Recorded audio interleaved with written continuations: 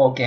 सबसे पहले अब हमने क्या करना है, हमारा जो पर्पस है आज का वो ये है कि हमने एक प्रोडक्ट जो है वो हमने पहले परचेज करनी है और उसके बाद उसी प्रोडक्ट को हमने सेल करना है और उसका हमने इन्वेंट्री के अंदर पूरा प्रोसेस देखना है कि इन्वेंट्री में वो कैसे स्टोर हो रही है और क्या उसकी प्राइसिंग और सब कुछ, और फिर जब हम सेल कर रहे हैं तो वो इन्वेंट्री से आउट कैसे हो रही है, ये हम सारा प्रोसेस देखेंगे। तो सबसे पहले हम क्या करेंगे कि सबसे पहले हम एक प्रोडक्ट ऐड कर लेते हैं। उसके लिए हम इन्वेंट्री के मॉड्यूल में जाएंगे और प्रोडक्ट ऐड कर देंगे। यहाँ पे हमारे पास ऑलरेडी प्रोडक्ट्स क्रिएट हुई है, लेकिन हम एक नई प्रोडक्ट क्रिएट कर लेते हैं टेस्ट प्रोडक्ट के नाम से।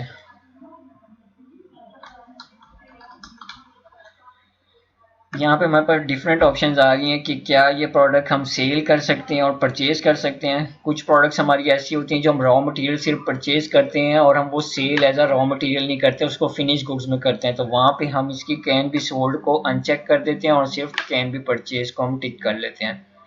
इसी तरह कुछ प्रोडक्ट्स ऐसी होती हैं कि जो सिर्फ हम सेल करते हैं लेकिन हम परचेज वो प्रोडक्ट नहीं करते, वो उस एज अ रॉ मटेरियल हमारे पास कुछ और आ रही होती है, तो वहाँ पे हम कैन बी परचेज खत्म कर देते हैं। लेकिन इस डिमॉन्स्ट्रेशन के लिए हम क्या कर रहे हैं कि यहाँ पे हम एक प्रोडक्ट क्रिएट कर रहे हैं कि जो हम परचेज भी कर सकते हैं, समझ लें कि ट्रेडिंग कर रहे हैं जिस तरह।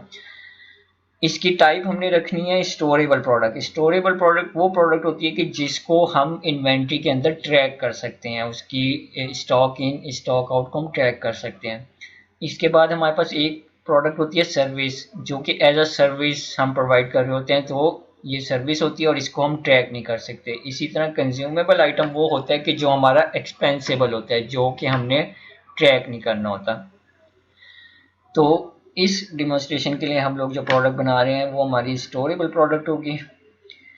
और इसकी इनवाइसिंग पॉलिसी हम लोगों ने रखी है डिलीवर्ड क्वांटिटी। ऑर्डर्ड क्वांटिटी और डिलीवर्ड क्वांटिटी का फर्क ये है कि जब भी हमने यहाँ पे डिलीवर्ड क्वांटिटी सेलेक्ट करेंगे तो जब तक हमारे पास इसकी डिलीवरी नोट या रिसीट नोट नहीं आ जाएगा उस वक्त तक सिस्टम हमें अलाउ नहीं करेगा इसके अगेंस्ट इनवॉइस या परचेज ऑर्डर या इनवॉइस या बिल क्रिएट करना हमें अलाउ ही नहीं करेगा। अगर हम यहाँ पे ऑर्डर क्वांटिटी कर देंगे तो फिर हमने हमने वो प्रोडक्ट रिसीव की है या नहीं की, हम उसका बिल क्रिएट कर सकते हैं। इसी तरह हमने वो प्रोडक्ट अपनी वेयर हाउस से डिलीवर कर दिया या नहीं की, हम इनवॉइस क्रिएट कर सकते हैं। ये मेजर डिफरेंस है कि जो हमने अपना जहन में रखना है हमेशा जब भी हम कोई प्रोडक्ट क्रिएट कर रहे होंगे। तो यहाँ पे हम रखते हैं अपनी डिलीवर्ड क्वांटिटी के ऊपर। इसके बाद इसकी फर्दर इन्फॉर्मेशन आ जाती है कि जैसे सेल प्राइस है, कॉस्ट प्राइस है, तो यहाँ पे इसको हम एम्प्टी छोड़ देते हैं क्योंकि ये हम रन टाइम पे भी डिसाइड कर सकते हैं कि हम क्या कर रहे हैं। ये सर्विस के लिए तो खास तौर पे बेनिफिशियल होता है, लेकिन नॉर्मली जब हमारे पास कोई ट्रैकेबल या स्टोरेबल आइटम होता है तो उसमें हम नॉर्मली प्राइसेस अपनी दे देते होते थे। यहाँ पे भी हम रख देंगे फॉर एग्जाम्पल ये SAR 500 का हम सेल कर रहे हैं और इसकी जो कॉस्ट है वो हम रख देते हैं कि जी वो 100 रियाल है। यहाँ पे हमने उसकी यूनिट ऑफ मेजर बता दिए सारे। और इसके बाद यहाँ पे आ गया हमारे पास प्रोडक्ट कैटेगरी। प्रोडक्ट कैटेगरी इस वजह से इम्पोर्टेंट है कि यहाँ पे हमने मल्टीपल चीज़ें फिक्स करनी होती हैं। फॉर एग्जांपल यहाँ पे देखें हमारे पास इंफॉर्मेशन आ रही है कि हमने कॉस्टिंग मेथड क्या रखना है, हमने स्टैंडर्ड प्राइस रखनी है, फर्स्ट इन रखना है, फर्स्ट आउट रखना है, या एवरेज कॉस्टिंग रखनी है। उसके बाद इन्वेंट्री वैल्यूएशन। इन्वेंट्री वैल्यूएशन अब हम यहाँ पे हमारे पास दो ऑप्शन होती है, मैनुअल या ऑटोमेटेड। ऑटोमेटेड में ये होता है कि रियल टाइम इन्वेंट्री ट्रैकिंग हो रही होती है और in and out real time हो रही होती है। इसके अंदर हमें मैनुअली कोई कुछ भी नहीं करना पड़ता। मैनुअल का क्या होता है कि मैनुअल होता है जो पीरियोडिक नॉर्मली हमारी चल रही होता है कि हम मंथ एंड पे या क्वार्टर के एंड पे हम मैनुअल स्टॉक काउंट करते हैं और उसके अकॉर्डिंगली जो भी हमारी ट्रांजैक्शन होती हैं वो हम सेपरेटली जाके सिस्टम में रिकॉर्ड करते हैं। तो इस के लिए हम क्या करेंगे, इस डिमॉन्स्ट्रेशन के लिए हम लोग रख देते हैं कि यहाँ पे हम ऑटोमेटेड इन्वेंट्री फॉलो कर रहे हैं। अब यहाँ पे हमारे पास फर्दर ऑप्शन स्टार्ट हो गई। यहाँ पे अब हमें अपने स्टॉक वैल्यूएशन का जर्नल बताना पड़ेगा। तो यहाँ पे हम सिलेक्ट कर लेते हैं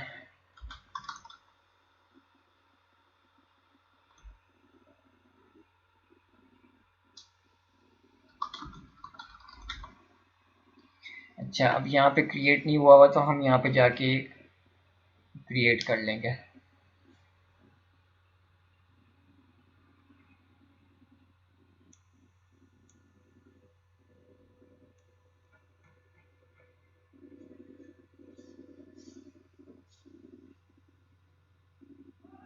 अच्छा, जनरल क्रिएट हुआ, अकाउंट हमने लेना है यहाँ पे। हम यहाँ पे ले लेते हैं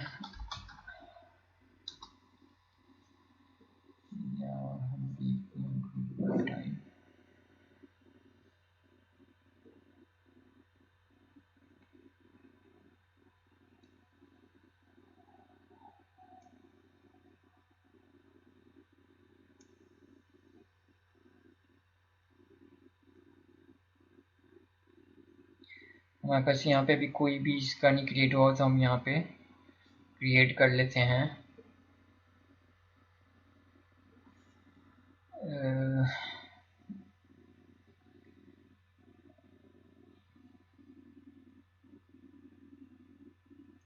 स्टॉक इन और स्टॉक आउट के सबसे पहले हम लोग अब अपने चार्ट ऑफ अकाउंट में क्रिएट कर लेते हैं, क्योंकि हमारे पास ऑलरेडी मौजूद नहीं है। तो हम यहाँ पे क्या करते हैं कि एक डुप्लीकेट कर लेते हैं सबसे पहले,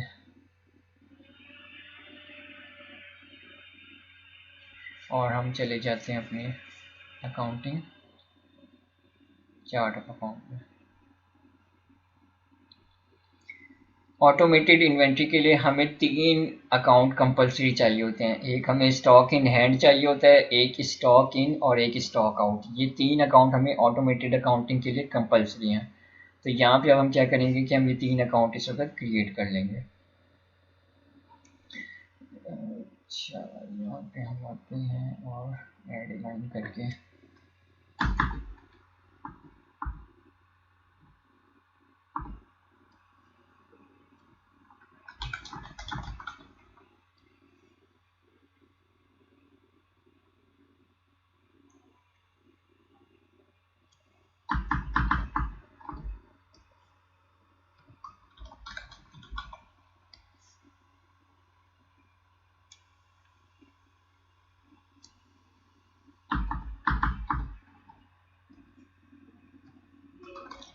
जो स्टॉक इन अकाउंट है वो एज यूजल, जब आपको पता है कि ये जब हमारी इन्वेंट्री हम रिसीव करेंगे तो उसके लिए यूज़ होगा। और स्टॉक आउट का अकाउंट हमारा यूज़ होगा जब हम इन्वेंट्री हमारी सेल हो रही होगी, और उसका नेट इम्पैक्ट जो आएगा वो हमारा स्टॉक इन हैंड में आएगा। अब हमने ये 3 अकाउंट क्रिएट कर लिए, अब हम यहाँ पे इसको ऐड कर देते हैं।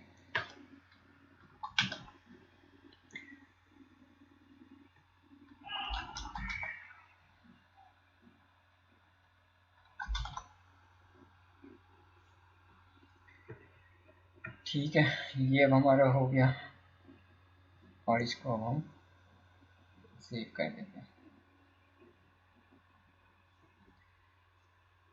अब हमारी प्रोडक्ट भी क्रिएट हो गई है, और हमने उसके अगेंस्ट अपना इन्वेंट्री कॉस्टिंग वगैरह भी लगा दिया। ये हमारी प्रोडक्ट आ गई है। इस वक्त हमारे पास अगर देखें तो ऑन हैंड 0 है, फोरकास्टेड भी 0 है। इसका मतलब ये है कि हमने अभी तक इसके अगेंस्ट कोई परचेज ऑर्डर जो है ना वो इशू नहीं किया, जिसकी वजह से वो भी कह रहे हैं कि हमें भी कोई रिसीव भी नहीं होना। इस वक्त हमने सेल भी कुछ नहीं किया और परचेज भी कुछ नहीं किया। स्टॉक इन भी 0 है, स्टॉक आउट भी 0 है। अब हम सबसे पहले जाएंगे और एक परचेजिंग करेंगे। तो इसके लिए हम चले जाएंगे अपनी परचेज मॉड्यूल में। सबसे पहले हम RFQ क्रिएट करेंगे। एक बात मैं यहाँ पे और बता दूं कि अगर आप अपनी प्रोडक्ट्स स्टोरेबल प्रोडक्ट्स कर रहे हैं और वो ऑटोमेटेड सिस्टम पे कर रहे हैं, तो हमेशा आपने RFQ से स्टार्ट करना प्रोसेस, चाहे आप परचेजिंग कर रहे हैं चाहे आप सेलिंग कर रहे हैं, क्योंकि जो आपकी इन्वेंट्री ने मैनेज होना है वो आपके RFQ से, परचेज ऑर्डर से और सेल ऑर्डर से उसने ट्रैक होना है। अगर आप उसके बगैर इनवॉइस या बिल क्रिएट कर देंगे तो आपका इनवॉइस और बिल तो क्रिएट हो जाएगा, लेकिन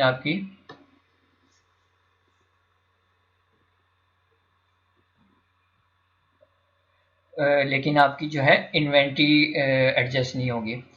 तो इसलिए इंश्योर करना है कि ये आपका सेल ऑर्डर और परचेज ऑर्डर से ही हमेशा प्रोसेस स्टार्ट करें। अब हम यहाँ पे सबसे पहले स्टार्ट करते हैं। हमने एक वेंडर को सिलेक्ट कर लिया और एक प्रोडक्ट हमने ऐड कर ली जो अभी हमने क्रिएट की थी।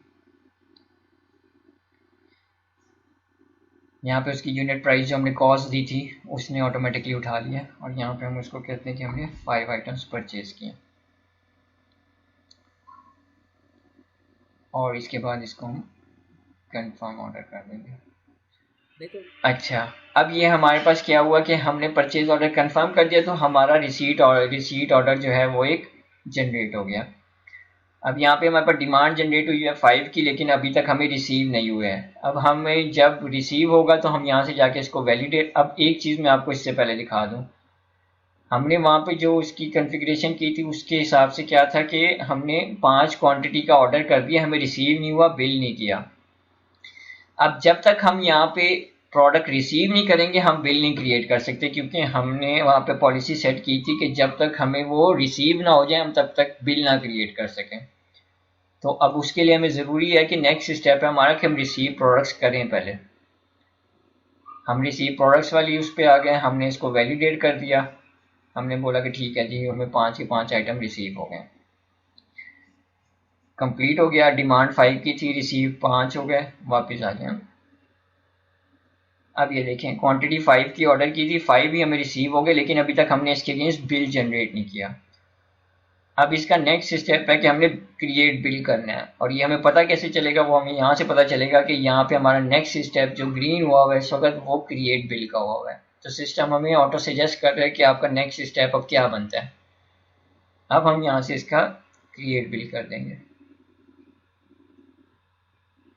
इससे पहले क्रिएट बिल से पहले अब मैं आपको इन्वेंट्री में भी दिखा देता हूँ कि इन्वेंट्री में हमारा क्या इम्पैक्ट हुआ है। अब ये देखें पहले हमारे पास जो थी वो प्रोडक्ट 0 थी। अब अगर मैं इसको रिफ्रेश करता हूँ, चूंकि हमने रिसीविंग कर ली हुई है, इनवॉइस बिल नहीं किया हमने,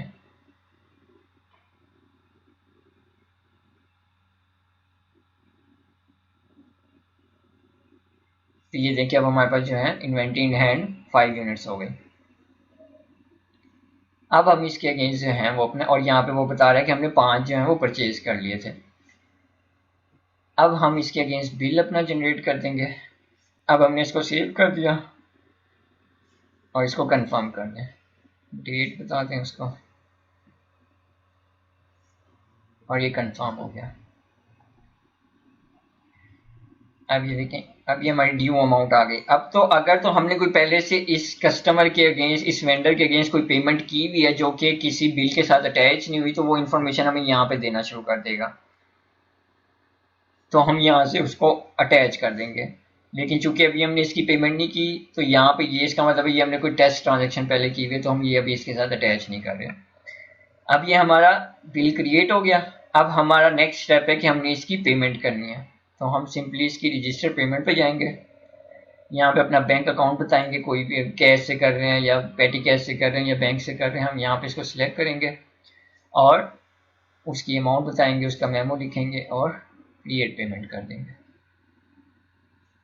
ठीक है, अब ये आपका पेड हो गया, और ये देखें इसके साथ हो गया और अमाउंट आपकी ड्यू नील हो गई।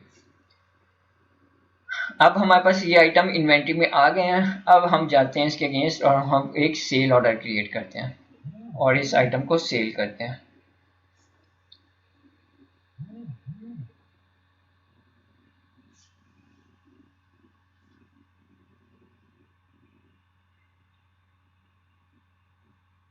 ये हमारा एक कस्टमर है जिसके अगेंस्ट हमें उसी टेस्ट प्रोडक्ट की सीरियल नंबर हम दे देते हैं 1। ठीक है, अब ये हमारे पास 5 आइटम्स की जो है ना वो रिक्वेस्ट आ गई। वही सेल प्राइस उसने जो हमें वहाँ पे हमने उसको दी थी वो उसने वहाँ से ऑटोमेटिकली उठा ली, लेकिन हम इसको यहाँ से चेंज भी कर सकते हैं। फॉर एग्जांपल ये 600 का था, हमने इसको 600 के हिसाब से कर दिया।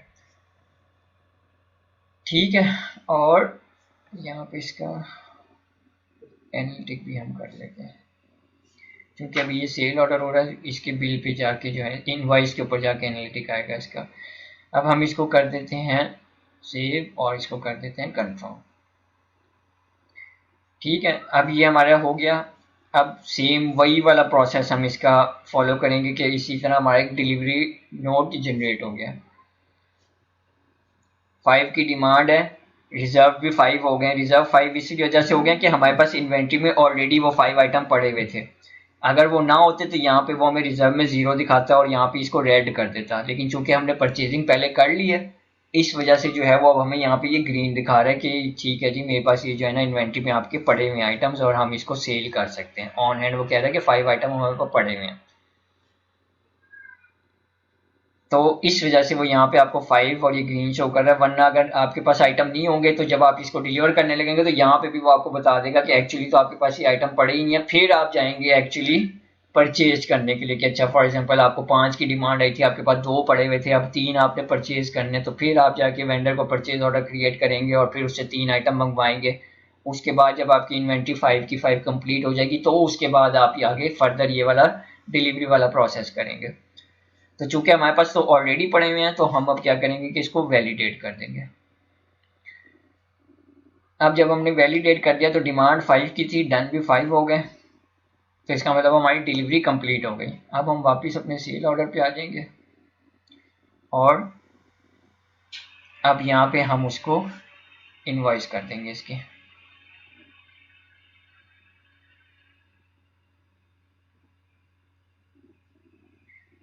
इनवॉइस में वही पूछ रहा है उसकी कि आप ये फुल पेमेंट करनी है, फुल पेमेंट की इनवॉइस बनानी है कि डाउन पेमेंट की हमें करनी है। हम कहते हैं कि हमने फुल की करनी है। फॉर एग्जांपल अगर हो सकता है कि आपने पार्सल डिलीवरी की हो तो आप पार्सल की इनवॉइस भी बना सकते हैं।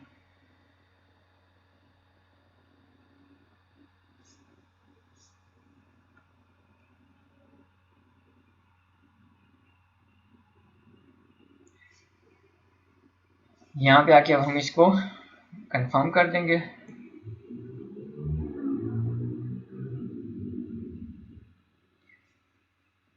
और इसके बाद इसी की रजिस्टर पेमेंट कर देंगे, अपना बैंक बता देंगे, अमाउंट बताएंगे, डिटेल्स बताएंगे और क्रिएट पेमेंट कर देंगे। अब ये क्या हुआ कि हमारा ये सेल हो गया। अब वापस हम अपनी प्रोडक्ट में आते हैं और देखते हैं कि अब हमारी प्रोडक्ट पे क्या इम्पैक्ट हुआ है, जिसको हम दोबारा रिफ्रेश कर दें।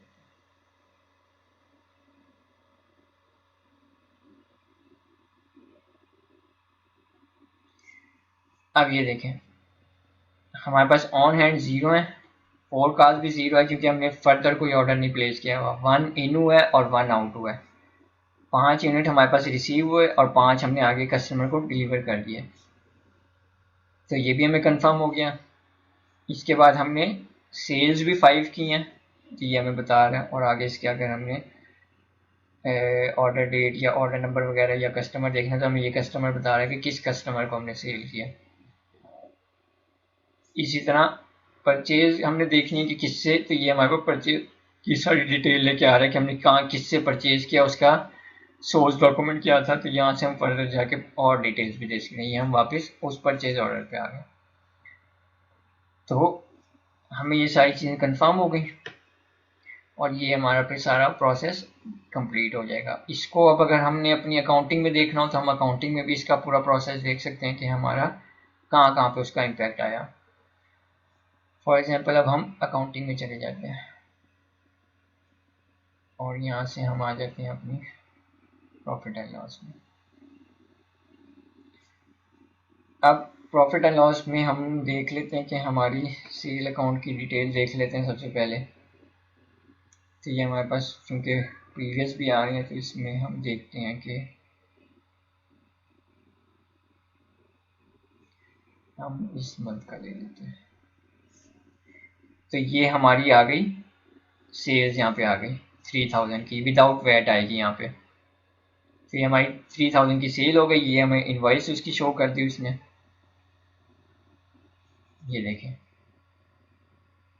और इसी तरह अब इसके अगेंस्ट हम इसकी परचेजेस देख लेते हैं।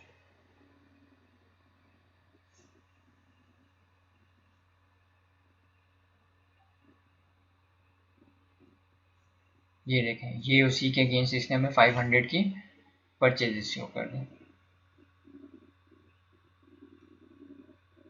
तो ये हमारा पूरा प्रोसेस कंप्लीट हो गया और हमारा अकाउंट्स भी हैं उसके हिसाब से अपडेट हो गए।